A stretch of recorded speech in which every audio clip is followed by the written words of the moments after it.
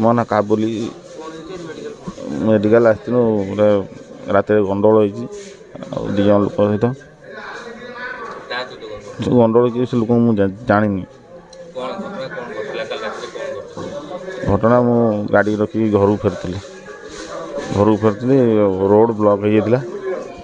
ସେଠୁ ବାଇକ୍ଟାକୁ ସାଇଡ଼୍ କରି ପଚାରିଲି ମାନେ ଭାଇ ରୋଡ଼ କାହିଁ ବ୍ଲକ୍ କରିଛ? କହିଲେ ତୁ କିଏ? ମାନେ କ'ଣ ହେଲା ଏମିତି କ'ଣ କଥାବାର୍ତ୍ତା କହୁଛୁ?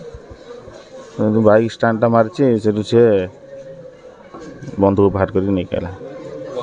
ବନ୍ଧୁକ ବାହାର କରିବାରେ ମୁଁ ଏଠୁ ଭୟର ସେଠୁ ବାଇକ୍ ଛାଡ଼ିକି ପଳେଇଲା ପରେ ମୁଁ ପୁଣି ବାଇକ୍ ନେବା ପାଇଁ ଆସିଲା। ସେଠୁ ଆଉ ଜଣେ ପିଲା ଆସିଲା ସେଠି ତାକୁ ଚିହ୍ନିଛି ଭଲ ଭାବରେ। ମାନେ ଭାଇ ବାଇକ୍ଟା ନେଇଯିବି ଆଉ ସେଠୁ ମୋତେ ଆଣ୍ଠେଇକି ମାଡ଼ ଦେଇଛନ୍ତି। ତାଙ୍କ ପାଖରେ ମହିନ୍ଦ୍ରା ଥର ଗାଡ଼ି ନମ୍ବର ହେଲା OD 22V 2121। ଘଟଣା ରାନ୍ଦିଆ ବ୍ରିଜ୍ ଉପରେ। ନା ବନ୍ଧୁକ ଭଲ ତ ଚିହ୍ନି ଗୋଡ଼ରେ ମାରିଛନ୍ତି, ହାତରେ ମାରିଛନ୍ତି।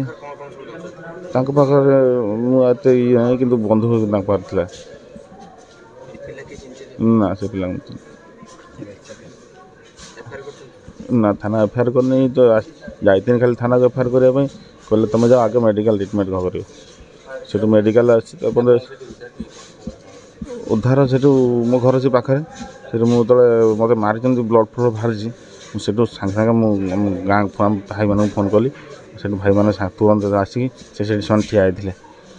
ଠିଆ ହେଲା ପରେ ତାଙ୍କୁ ପୋଲିସ ଆସିଲେ ତାଙ୍କୁ କାବୁ କରି ପୋଲିସ ବନ୍ଧୁକ ଦିଆହେଇଛି। 2 ଜଣ ଥିଲେ।